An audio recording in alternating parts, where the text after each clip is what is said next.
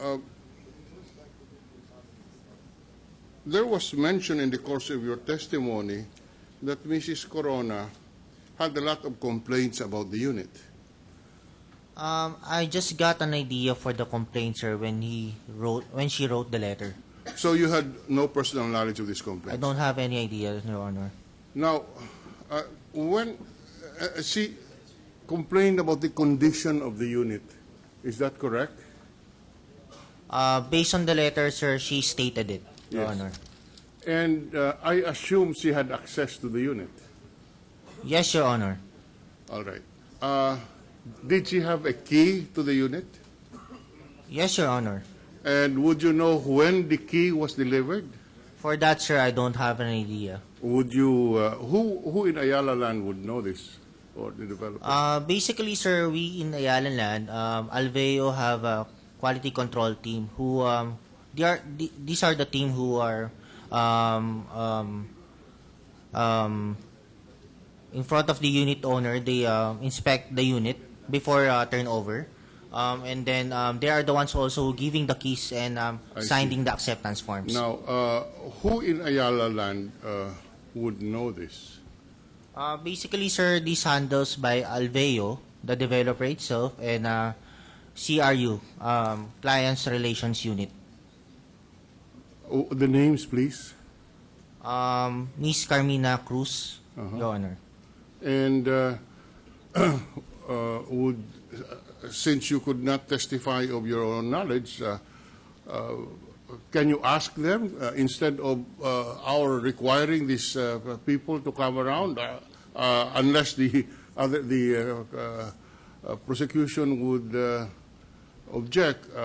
We can take your word on the delivery, unless you want to bring along the person who brought the key and gave the key to Mrs. Corona. Are you willing to do that? If I may, Your yes, Honor. yes. We have subpoenaed or requested for a subpoena of the developer to come and send a representative. Particularly on the person who delivered the key? That will the issue of delivery will be central in that presentation. That's Your right. Honor. Just a factual testimony as to when the key was delivered. Yes, Your Honor. Right. I am sure that the witness we subpoenaed will be in a better position to respond. Now, I am looking at Exhibit NNN3.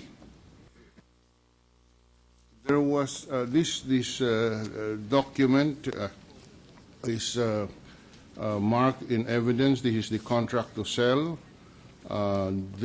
marked in evidence on January 24, 2012, and accepted by this court as evidence for the prosecution. This is the contract to sell. On Annex 3 of this contract to sell,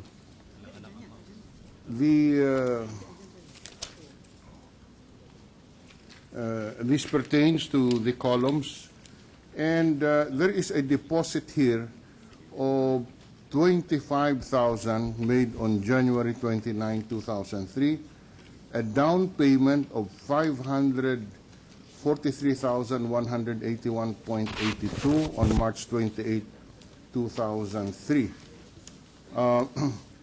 There is also a delivery date of the unit indicated June 2006. And across that is a signature of Cristina R. Corona. Would you know if this is the actual delivery date, Mr. Witness? I don't have an idea for that, Your Honor. That is already for sales.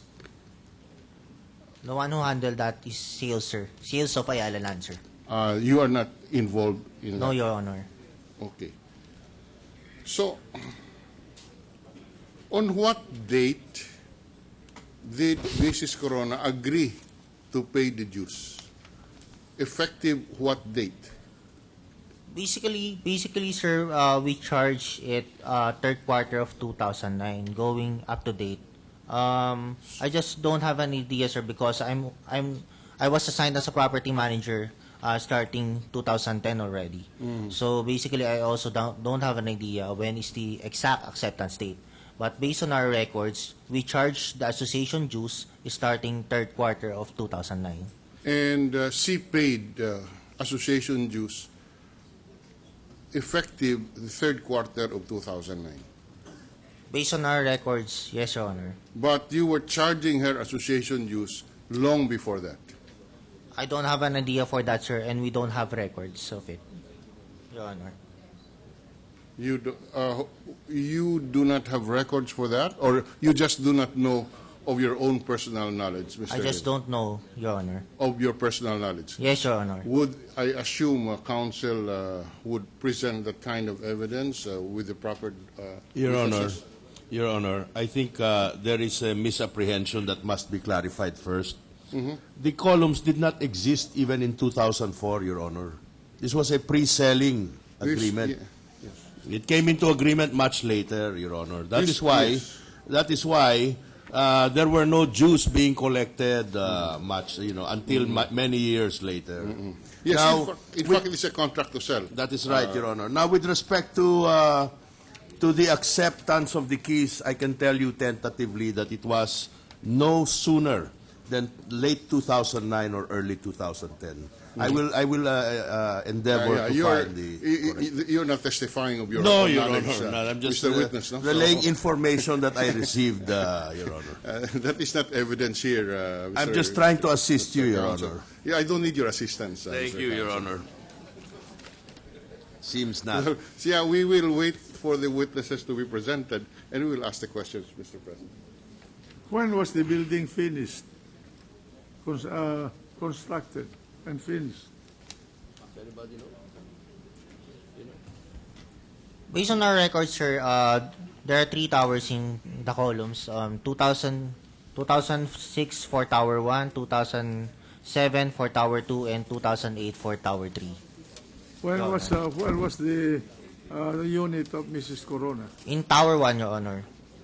Tower 1, the first one. Yes, Your Honor. And that was finished when? Based on our records, it's 2006, Your Honor. All right. Senator Pimentel, Mr. President. Senator Pimentel. Thank you, Mr. President. For the Defense Counsel, Yes, sir. did I hear you correctly earlier that you stated that Mrs. Corona wanted her money back? Well, yes, in effect, Your Honor. Did she take steps? Did she write a demand letter or even file a case? There were an exchange of letters, but my recollection is that there was a reluctance on their part to file a case, Your Honor. What do you call this action? What's the technical name for this kind of action? Cancellation or rescission, Your Honor. Decision, right? Yes, Your Honor. Governed. Do you still remember the article in the Civil Code? So I'm afraid you might have me at a disadvantage, Your Honor.